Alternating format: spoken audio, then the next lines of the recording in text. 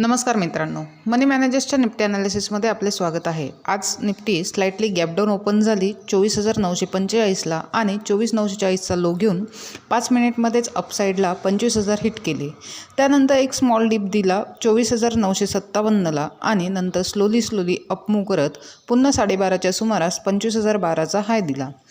त्यानंतर पूर्ण वेळ 24,980 ते 25,000मध्येच अप डाऊन करत कन्सॉलिडेट केलेले आहे। साधारण 2:45ला 25,037चा हाय देऊन 25,000ला क्लोज झालेली आहे। ओव्हरऑल निफ्टीने अपसाईड होल्ड केले आहे, परंतु 25,000 हा सायकोलॉजिकल नंबरवर क्लोज झालेली आहे। आता ती कंटिन्यू अपसाईड करण्यासाठी गॅप अप होणे आवश्यक आहे, नाहीतर पुन्हा निफ्टी डाऊन होऊ शकते। लेवल्स ह्या कालप्रमाणेच असतील 25,040 आणि 24,900। कोणती एक साईड ब्रेक झाली तर आणि सस्टेन राहिली तरच चांगला ट्रेड होऊ शकतो।